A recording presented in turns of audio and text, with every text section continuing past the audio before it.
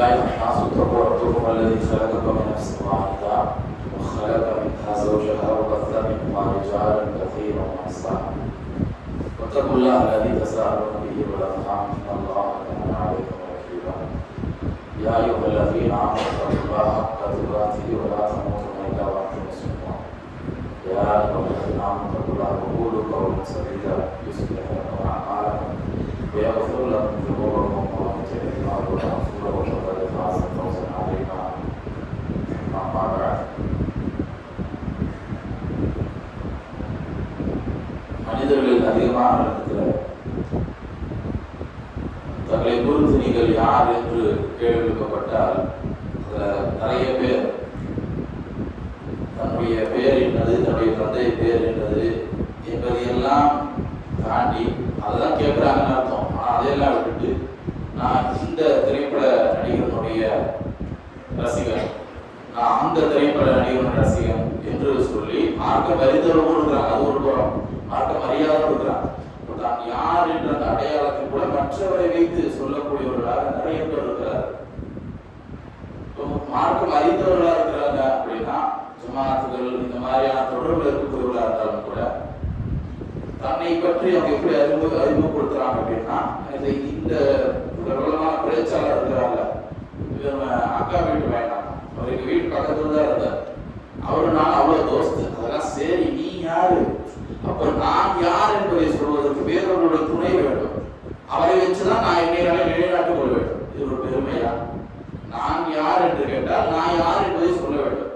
தன்னை தானே ஒருவர் எப்படி அடையாளப்படுத்திக் கொள்கிறார் என்பது இந்த உலகிலும் சரி மறுமையிலும் சரி வெற்றி பெறுவதற்கான முக்கியமான ஒரு கிடையாது. தன்னை ஒருவர் எப்படி காண்கிறார்கள், எந்த ஒரு மூமியனாக இருந்தாலும் தன்னை தானே அவர் எப்படி தன்னை பார்த்துக் கொள்ள வேண்டும் என்றால் அல்லாஹ்வுடைய அடியாராக அவருடைய மனசுல அவர் இருக்க வேண்டும், ரஹ்மானுடைய அடியாராக இருக்க வேண்டும்.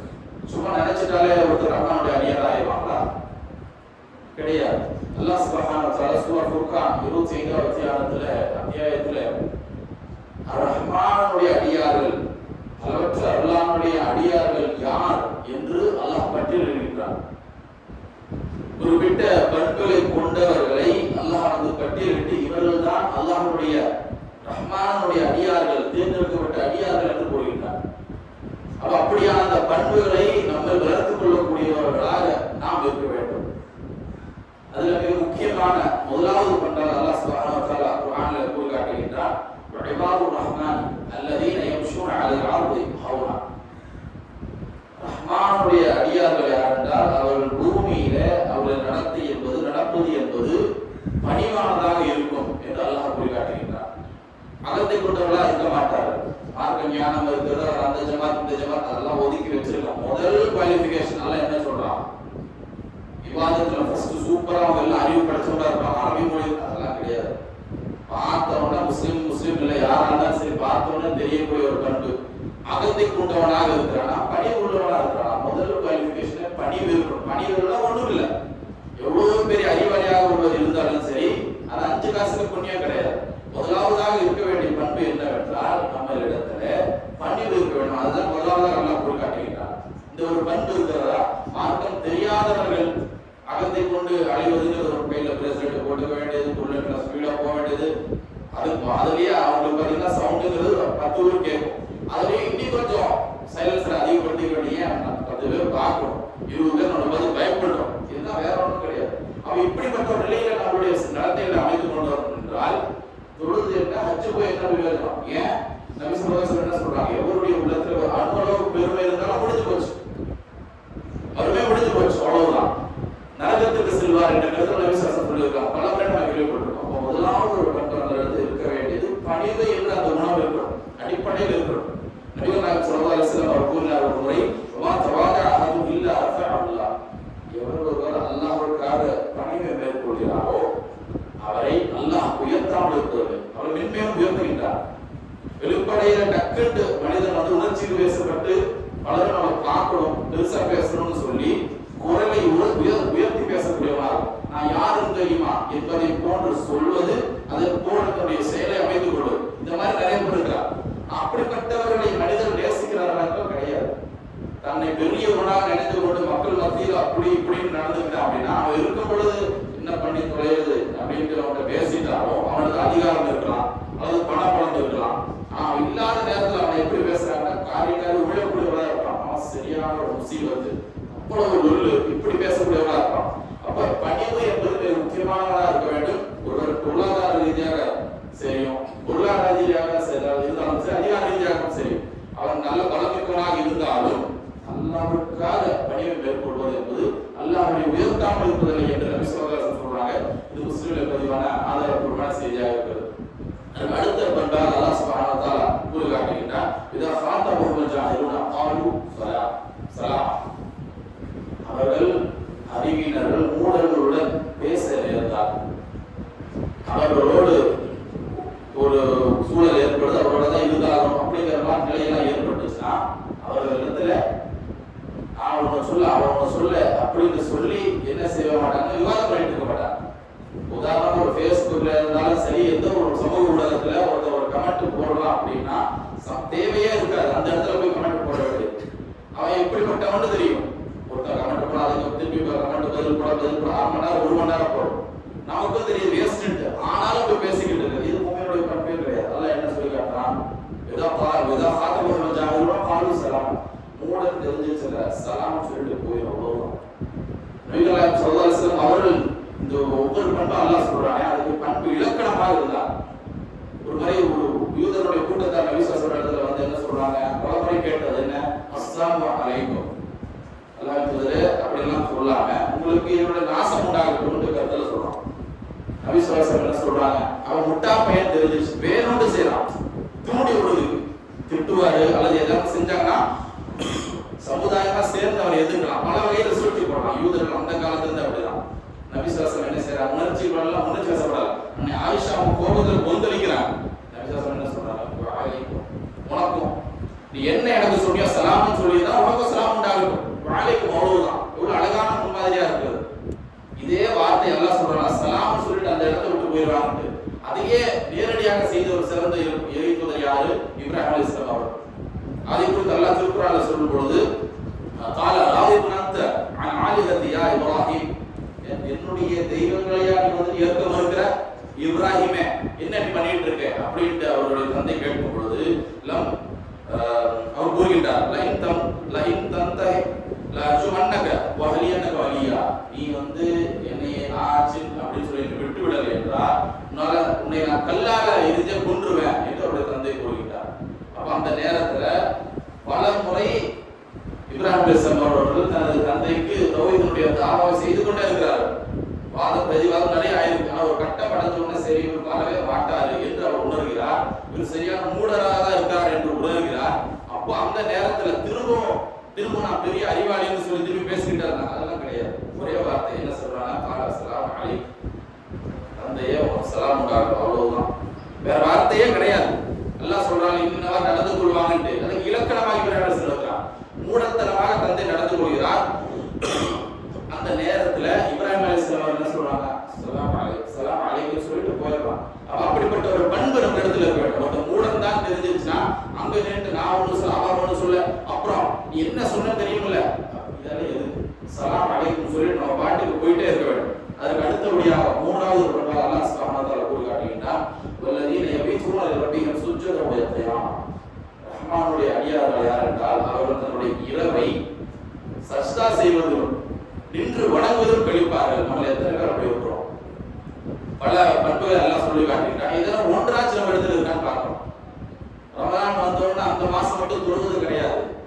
அவருடைய வாழ்க்கையோட பகுதியாக, தன்னில் ஒரு பகுதியாகவே இந்த தொழுகை ஆகிவிடும். எத்தனை பேர் இடத்துல இருக்கு?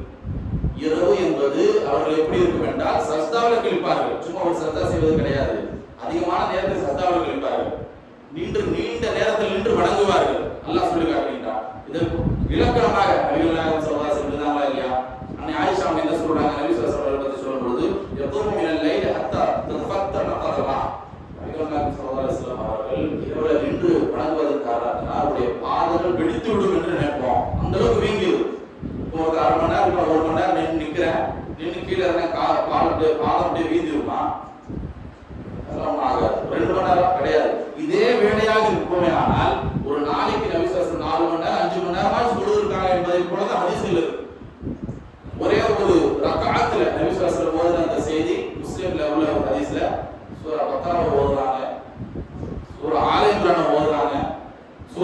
முழுசாவும் ஓதுறாங்க. ஒவ்வொரு எவ்வளவு வசனங்கள் நமக்கு நம்ம மதஹபுல் பள்ளிவாசல்ல ஓதுறோம் இல்லையா, இரவு நேரத்துல தஹஜ் இது கியாமுல் லைல்னு சொல்லி தராவீஹ் சொல்லி அந்த மாதிரி ஓதுறதா நபி ஸல்லல்லாஹு அலைஹி வஸல்லம் ஓதுறது எப்படி இருக்கும்? ஒவ்வொரு வார்த்தையாக தனித்தனியாக இருக்கும். ஒரு வசனம் முடிச்சிட்டு இன்னொரு வசனம், ஒரு வசனத்துல அல்லாஹ்வுடைய ரஹமத் இருந்துச்சுன்னா நிறுத்திடுவாங்க, ஓதுறதை நிறுத்தி அல்லாஹ் இடத்துல ரஹமத்தை போடுவாங்க. குறிப்பிட்ட தஹஜ்ஜுடைய சுன்னத் நபி ஸல்லல்லாஹு அலைஹி வஸல்லம் சுன்னத். அல்லாஹ் வந்து நரகத்தை பத்தி சொன்னா அப்படின்னாக்கா ஓதுறதை நிறுத்திட்டு நரகத்தை விட்டு பாதுகாவல் கூறுவான். இப்படிதான் தஹஜ்ஜுத் தொழுகை நபிகள் நாயகம் ஸல்லல்லாஹு அலைஹி வஸல்லம் அவர்கள் தொழுதிருக்கிறார். அப்ப இவ்வளவு நேரம் ஆயிருக்கும் பாரு, 3 மணி நேரம், குறைந்தது 3 மணி நேரம் 4 மணி நேரம் ஆயிருக்கும். ஒரு மனுஷன் 3 மணி நேரம் 4 மணி நேரம் அந்த அளவுக்கு நிற்பாரு. கால் என்ன ஆகும்? கால் என்ன ஆகும்? அன்னை ஆயிஷா சொல்ற மாதிரி வீங்க தான் செய்யும், வெடுத்து விடும் என்பதை போலதான் ஆகும். இது நபி ஸல்லல்லாஹு அலைஹி வஸல்லம் நீங்க ஒரு நாள் செய்யறது இல்லை, அவங்களோட வாழ்க்கையே அதுதான். நாம அந்த அளவுக்கு செய்ய முடியலன்னா கூட ஒவ்வொருவருக்கும் சின்ன அளவுக்கு சூறாங்கிறது தெரியுமா இல்லையா? நமக்கு என்ன அல்லாஹ் நமக்கு கற்றுக் கொடுத்திருக்கிறானோ அதை அறிந்தவர்களாக, இன்னும் குர்ஆனுடைய சூறாக்களை அதிகம் மனனம் செய்தவர்களாக, நீண்ட நேரம் கியாமில் நின்று தொழக்கூடியவர்களாகவும், அதிகமான நேரத்துல சஜ்தாக்கள்ல நாம் இருந்து அல்லாஹ்விடம் துஆ கேட்கக்கூடியவர்களாகவும் நாம் இருக்க வேண்டும். அப்படிப்பட்டவர்கள் தான் ரஹ்மானுடைய அடியார்களாக இருக்கிறார்கள். இது மிக முக்கியமான ஒரு பண்பாக இருக்கிறது. அதுக்கு அடுத்து 4வது அல்லாஹ் சுப்ஹானஹு வ தஆலா கூறுகிறார்னா, வல்லதீன யகூலுன ரப்பனா ஸ்ரிஃப் அன்னா அஸாப ஜஹன்னம இன்ன அஸாபஹா கான கராமா இன்னஹா ஸாஅத் முஸ்தகர்ரம் வ மகாம். அல்லாஹ் என்ன கூறுகிறார் என்றால், அவர்கள் எப்படிப்பட்ட ஒரு ரஹ்மானுடைய அடியார்கள் யார் என்றால், அல்லாஹ்விடத்தில் கையேந்துவார்கள், எது வேணும் அதெல்லாம் ஓகே.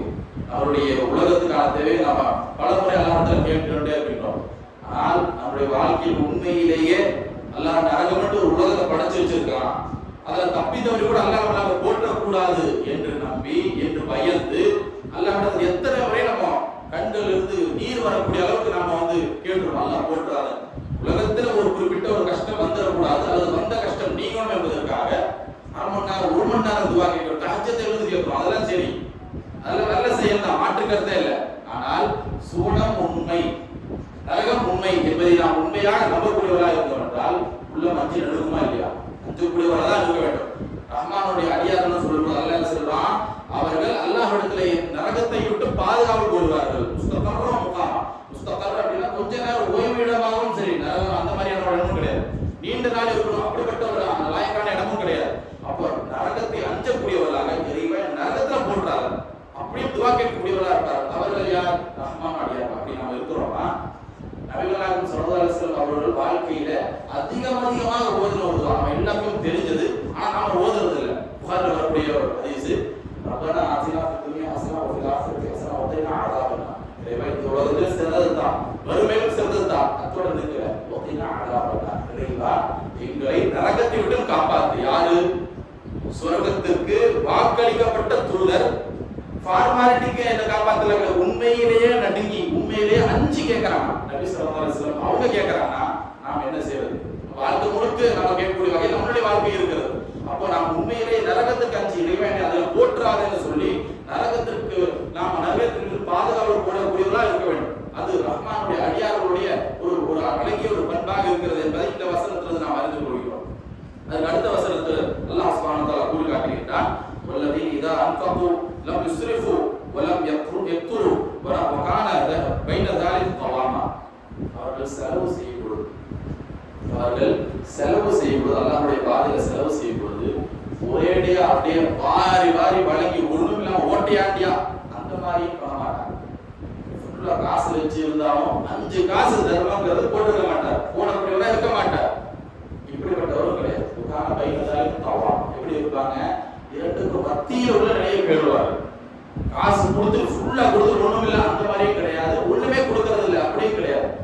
இரண்டுக்கும் மத்தியிலான நிலையில இருப்பாங்க என்று அல்லாஹ் சொல்கிறான். இஸ்லாமிய மார்க்கம் என்பது ஒரு பேலன்ஸான மார்க்கம், அப்படியும் சாய்ந்திராது இப்படியும் சாய்ந்திராது என்று சொல்லக்கூடியதா இருக்கிறது. நபிகள் நாயகம் ஸல்லல்லாஹு அலைஹி வஸல்லம் அவர்களும் இதற்கு விளக்கம் அளிக்கக்கூடிய வகையில சொன்ன ஒரு அழகிய ஒரு ஹதீஸ் என்னன்னாக்கா, அபூ ஹுரைரா ரலியல்லாஹு அன்ஹு அறிவிக்கிறாங்க, ഖൈറു ஸதகத்தி, உங்களுடைய தர்மங்களே சிறந்தது என்றால் மாகான அன் வஹியதினன், தன்னிறைவு பெற்ற நிலையிலே ஒருவர் தர்மம் பண்ணும்போது சிறந்தது. அப்படின்னா என்ன அர்த்தம்? ஏன் குழந்தை குட்டி, ஏன் பொண்டாட்டி, என்னுடைய குடும்பத்திலேயே நான் வந்து டோட்டலா சாப்பாட்டுக்கு இல்லாம ஆக்கிட்டு போய் வெளியே போய் தர்மம் செய்யறது கிடையாது. வெள்ளை வேட்டை வெள்ளை சேர்த்து போட்டுக்கிட்டு போய் நான் எவ்வளவு பேர் கூட அது கிடையாது. சாப்பிட்றதுக்கு இருக்கா? உன் குழந்தை குட்டிக்கு சாப்பாடு கொடுத்தியா? உன் குடும்பத்துக்கு போதுமானதை நீ சேர்த்து வச்சா கொடுத்தியா? சரி, அதற்கு பிறகு நீ கொடுக்குற அது சிறந்ததுங்கிறான். பிராக்டிக்கலான மார்க்கம் இஸ்லாம்ங்கிறது. உனக்கு இன்னொரு எடுத்து எல்லாத்தையும் கொடு, அப்படியே எல்லாத்தையும் கட்டையில போட முடியாது. அப்படிப்பட்டவன் சில சஹாபாக்கள் இருந்திருக்கான், அது உயர்ந்த நிலை. ஆனாலும் நபிகள் நாயகம் ஸல்லல்லாஹு அலைஹி வஸல்லம் சொல்றாங்க, உனக்கு வேண்டிய முதல்ல நீ பூர்த்தி செய்து கொள்கிறாய் என்றால் அதற்கு பிறகு நீ கொடுக்கிறீர்கள், அது சிறந்தது என்று நபி ஸல்லல்லாஹு அலைஹி வஸல்லம் சொல்றாங்க. இது புகாரியில 5356 விளக்கத்தோட ஹதீஸ் நம்மால் காண முடியும். அதற்கு ஏற்பதான் நபி ஸல்லல்லாஹு அலைஹி வஸல்லம் அவர்களும் அதிகமாக தான தர்மங்கள் என்ன செஞ்சாங்க, வழங்கினார்கள் பார்க்கிறோம். அதே நேரத்துல அவங்களிடத்துல இருக்கிறத கொடுப்பாங்க. மனைவி மக்கள் இடத்துல கொடுக்காம அவர்களை பட்டியல் போடக்கூடிய வேலை கிடையாது. எப்போ இருக்கோ அப்ப கொடுத்துருவாங்க. அந்த காலத்துல என்ன ரெஃப்ரிஜரேட்டரா இருந்துச்சு கிடையாது, மார்க்கெட்டா இருந்துச்சு கிடையாது. இன்னைக்கு இருக்கு அப்படின்னா தன்னுடைய மனைவி மக்களுக்கு குடிச்சானதை கொடுத்துருவாங்க. சில ஹதீஸ்களை நம்ம பார்க்கிறோமே, ஆயிஷா அவங்க 2 பேரையே பார்த்துருவோம், 3 பேரையே பார்த்துருவோம், நாங்க சாப்பிட்டு இருக்க மாட்டோம் அப்படின்னா அந்த நேரத்தில் நபி ஸல்லல்லாஹு அலைஹி வஸல்லம் அவங்களும் சாப்பிட்டு இருக்க மாட்டாங்க. அது இல்லை, மனைவி மக்கள் இடத்துல வேறோட பட்டினி போட்டு மத்தவங்களுக்கு கொடுத்தாங்க அப்படி கிடையாது, ஒண்ணுமே கிடையாது, அவங்களே சாப்பிடல. அப்படிப்பட்ட நிலைங்கிறது வேற என்பதை எனவே நாம் என்ன செய்யணும் என்றால் நம்மால் எவ்வளவு முடியுமோ இந்த தர்மம் அப்படிங்கிறது ஏதோ ஒரு சிறந்த ஒரு பேச்சாளர் சிறந்த ஒரு பயான் செய்த உடனேயே அன்றைய வசூல்ல 5000 15,000 அது கிடையாது. யாருமே உங்களுக்கு தேவை இருக்கக்கூடாது, அல்லாஹ்வுடைய பேச்சு மட்டுமே போதும். குர்ஆனை ஓதுறோம் அப்படிங்கிற அந்த அடிப்படையிலேயே நம்மளுடைய இயற்கையான ஒரு பண்பை விட்டு தொழுகிறோமா இல்லையா, அந்த மாதிரி இந்த தர்மம் செய்வது என்பது அல்லாஹ்வுக்கு பிடித்தமானது என்ற அடிப்படையில் அதை நம்மளுடைய ஒரு பகுதியாக நாம் ஆக்கிக் கொள்ளக்கூடியவராக இருக்க வேண்டும். அவர்கள் தான் ரஹ்மானுடைய அடியார்களாக இருப்பார்கள். அதற்கு அடுத்தபடியாக அல்லாஹ் சுப்ஹானஹு வ தஆலா கூறி காட்டுகின்றான். 6வது ஒரு பண்பாக வல்லதீன லா யதுஊன மஅல்லாஹி இலாஹன் ஆகர். அடிப்படையில் என்னது, அவர்கள் ஒருபோதும் அல்லாஹ் அல்லாத அவர்களை என்ன செய்ய மாட்டார்கள், அழைக்க மாட்டார்கள்.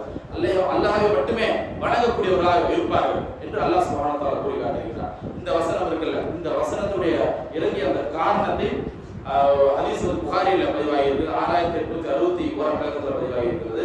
ஒரு மனிதர் வரார், நபிகள் நாயகம் ஸல்லல்லாஹு அலைஹி வஸல்லம் இடத்துல கேட்கின்றார், யா ரசூலுல்லாஹ் ஐயு தன்பி அக்பர், அல்லாஹ்வுடைய எந்த பாவம் ரொம்ப பெரிய ஒரு பாவம், ரொம்ப பெருசு என்று கேட்கும்போது நபிகள் நாயகம் ஸல்லல்லாஹு அலைஹி வஸல்லம் சொல்றாங்க, அந்த தஜுலில்லாஹி நித்தா வஹுவ ஹலக, அல்லாஹ்வுக்கு இணை கற்பிப்பது, அல்லாஹ் உன்னை படைத்திருக்க நீ அவனுக்கு இணை கற்பிக்கிற இல்லையா, அதுதான் மிகப்பெரிய பாவம் அப்படிங்கிறார்.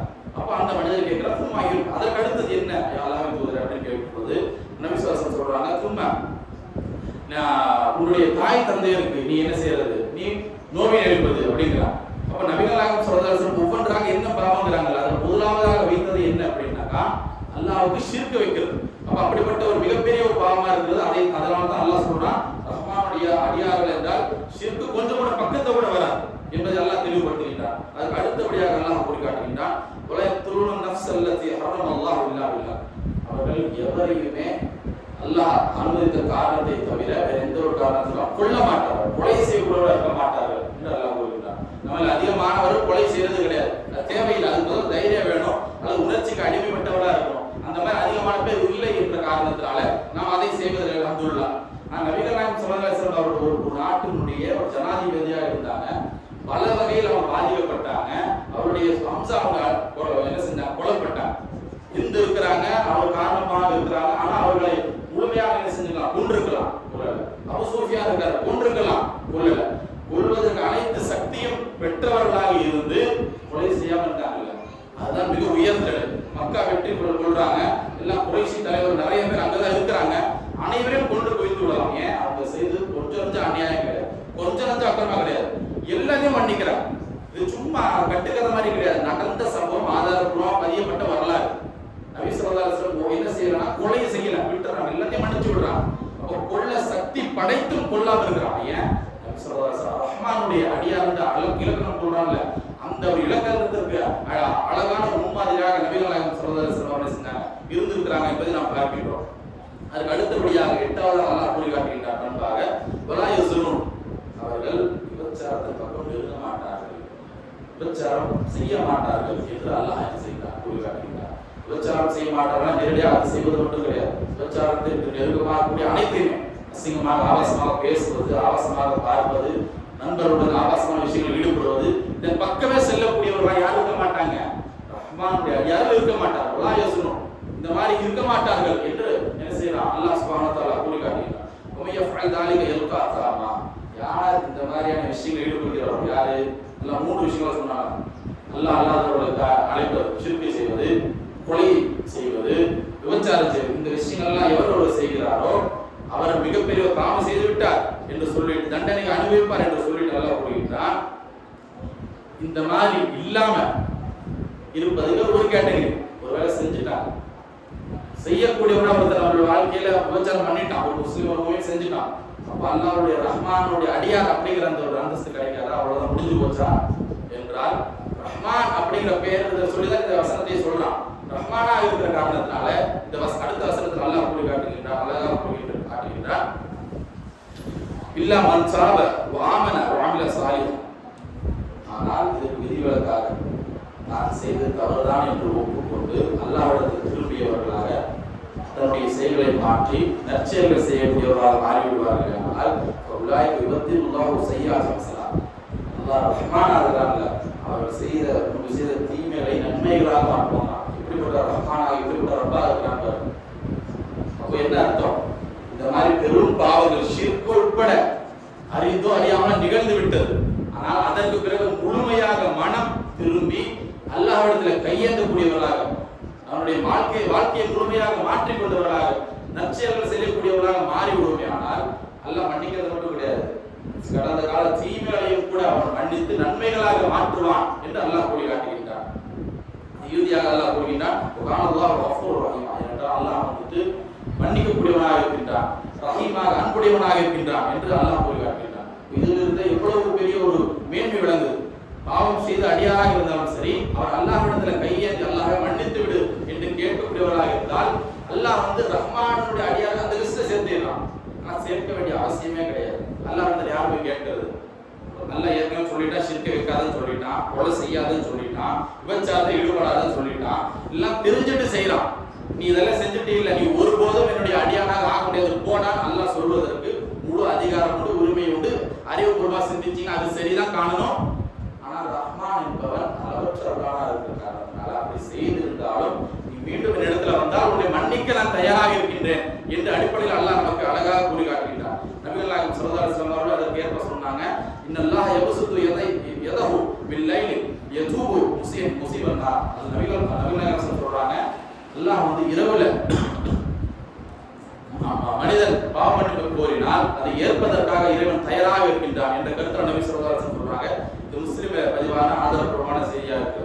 அப்ப நாம் பாவம் செய்திருந்தாலும் சரி, அல்லாஹ்விடத்தில் நாம் பாவ மன்னிப்பு கோரக்கூடியவர்களாக இருந்தால் அதனுடைய பாவ மன்னிப்பு என்பது நம்மை திரும்ப ரஹ்மானுடைய அடியார் அப்படிங்கிற அந்த லிஸ்ட் நம்மை கொண்டு சேர்க்க போதுமாக இருக்கும். அதுக்கு அடுத்தபடியாக அல்லாஹ் கூறுகின்றான், 10வது வல்லதீன லா யஷ்ஹதுன ஸூ, அவர்கள் பொய் சாட்சி சொல்ல மாட்டார்கள் என்று அல்லாஹ் கூறுகின்றான்.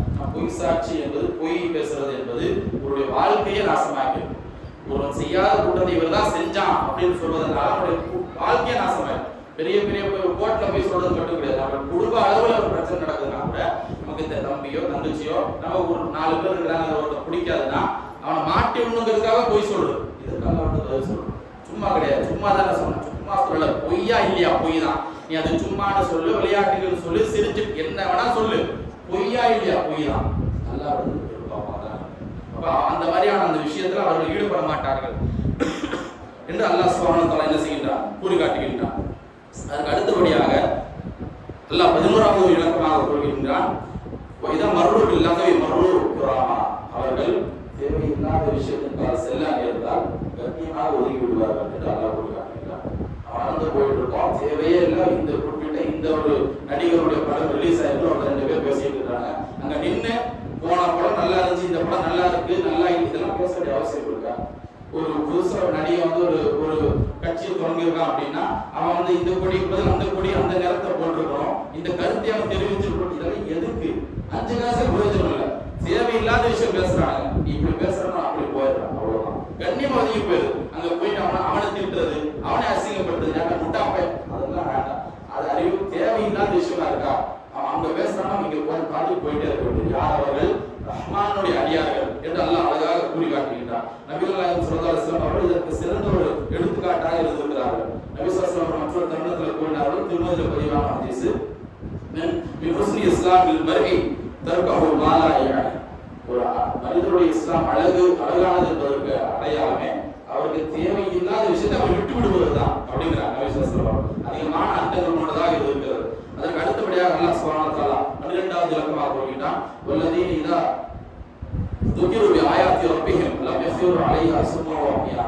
அவர்கள் தன்னுடைய இறைவனுடைய அந்த குர்ஆனுடைய வசனங்களை அவர் ஓதி காட்டப்படுவது அவர்கள் செவிடர்களாக குருடர்களாக விட மாட்டார்கள். என்ன சொல்லப்படுறது ஒன்றும் தெரியாது, அப்படியே சும்மா இருக்கிறது கிடையாது. நிறைய பேர் நான் தொழுகையில தூங்கக்கூடியவர்களா இருக்காங்க. ஃபஜ்ர் தொழுகையில நம்ம 2-3 நாள் முன்னாடி பார்க்கும்போது ஒரு சகோதரர் பக்கத்தில் நின்றுட்டார். தொழுகைக்கெல்லாம் வராது, சொல்லப்போனா ஒரு பள்ளியினுடைய முஅத்தின் தூங்குறாரு, நல்லாவே தூங்கிட்டு இருக்கிறார்.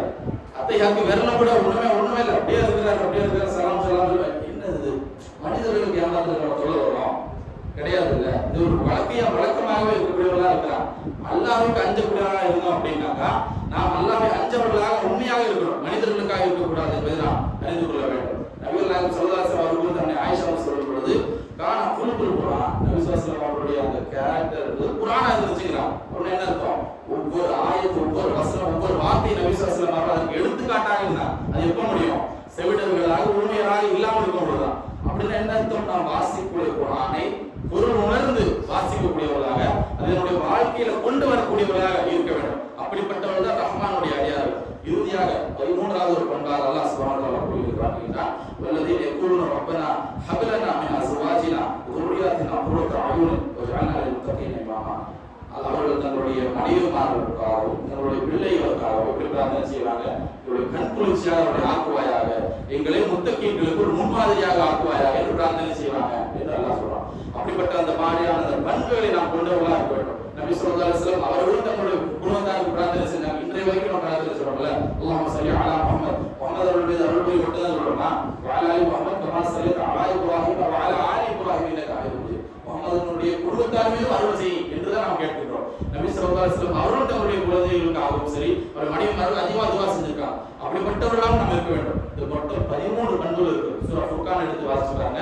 இறுதி வசனத்துல இருந்து நீங்க பாத்தீங்கன்னா இந்த 64வது வசனத்துல வாசிச்சீங்கன்னா இந்த முழுசா அப்படியே அல்லாஹ் 13 பண்புகளை சொல்றான். அந்த பண்புகள் எல்லாம் நாம் வளர்த்துக் கொள்ளக்கூடியவர்களாக இருக்க வேண்டும். இப்படிப்பட்டவர்கள் தான் சுவனத்துக்கு செல்லக்கூடியவர்களாக இருப்பார்கள். இப்படிப்பட்டவர்கள் தான் நிரந்தரமாக சுவனத்தில் தங்குவார்கள் என்று சொல்லி அல்லாஹ் சுப்ஹானஹு வ தஆலா இந்த வசனத்தை குறிப்பிட்டார்.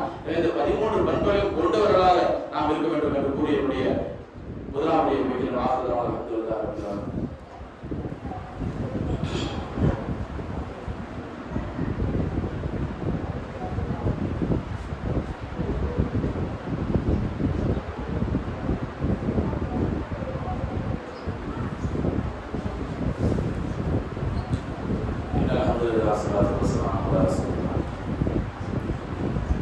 நேற்று பத்திரிகையில வெளியான ஒரு செய்தி, வடநாடு மாநிலத்தை சேர்ந்த ரமேஷ் சிங் ஒருவர், அவர் என்ன செய்யறார் அப்படின்னாக்கா, ஒரு 5 வயது சிறுமியை பாலியல் பலாத்காரம் செய்து கொன்றுவிடுகிறான். அவனை பிடிச்சி என்ன பண்றாங்க அப்படின்னா ஜெயிலில் போடுறாங்க. இது 2003 பிடிக்கிறாங்க. 10 வருஷம் தண்டனைன்னு சொல்லி 2013 வரைக்கும் உள்ள இருக்கிறான். அதற்கு பிறகு நீதிமன்றம் அவனை விடுவிச்சிருக்கு. 2013 வெளியே வந்து அவன் என்ன செய்யறான் அப்படின்னாக்கா, 2014 திரும்பவும் 8 வயது சிறுமியை மத்திய பிரதேசம் என்ன செய்யறான்னாக்கா அதே மாதிரி கிட்னாப் பண்ணி அதே மாதிரி பாலியல் பலாத்காரத்துல செய்து விடுறான். அவனை திரும்பவும் என்ன செய்யறான்னா போலீஸார் பிடிக்கிறாங்க. பிடிச்சி ஜெயிலில் போட்ட உடனே கொஞ்ச நாள் கழியுது. ஒரே வருஷம் தான், 2014 2019 வரைக்கும் சிறையில் இருக்கிறான். அதற்கு பிறகு கீழே நீதிமன்றம் என்ன செய்யுதுன்னா அது சரியில்லை இது சரியில்லைன்னு சொல்லி திரும்ப வெளியே வந்துடுறான். வெளியே வந்த பிறகு திரும்ப 2024 திரும்பி வந்து என்ன செய்யறானாக்கா, இப்போ இந்த மாசம் பிப்ரவரியில் என்ன செய்யறான் அப்படின்னாக்கா, இந்த மாதிரி மற்றொரு பொண்ணு, இந்த தடவை அந்த பொண்ணுக்கு வந்து காது கேட்காது கண்ணு பார்க்க முடியாது, அது ஒரு சிறுமி தான், 11 வயசு சிறுமி. அந்த சிறுமியை என்ன செய்யறான் அப்படின்னாக்கா பாலியல் பலாத்காரம் செஞ்சுட்டு இந்த சைத்தான் எங்க போறான் அப்படின்னாக்கா கும்பு மேலாவுக்கு போயிடுறான். இந்த பாவத்தை எல்லாம் கழிக்கிறாங்க இல்லையா, அந்த இடத்துக்கு போயிடுறான். அந்த நேரத்துல போனது பிறகுதான் போலீசார் என்ன செய்யறாங்கன்னா வெறும் படையை வச்சு என்ன செய்யறாங்கன்னாக்கா பிடிக்கிறான். அதுக்கு அவனை பிடிப்பதற்காக எவ்வளவு சிரமம் என்றால் 16 போலீஸ் டீம் இருக்குது, 75 பேர் அதுல போட்டலாம். 16 போலீஸ் டீம்ல 75 பேர் இருக்கிறான். அது 9 ஸ்டேஷன் இன்சார்ஜ் சொல்லி இவ்வளவு பேர் ஈடுபடுத்தப்பட்டு பிடிக்கிற. ஒவ்வொரு தினம் பிடிச்சா இந்திய சட்ட சாசனத்திற்குள்ள அடிப்படையில் அவன் தீர்ப்பளிக்கிறது ஒண்ணு. ரெண்டாவது முக்கியமாக ஒரு அடிப்படை என்ன வைக்கணும், அந்த பெண் என்னுடைய ஒரு பிள்ளையாக இருந்தான், என்னுடைய சகோதரியாக இருந்தா நான் என்ன செய்வேன், என்ன தீர்ப்பு எழுதுவேன்.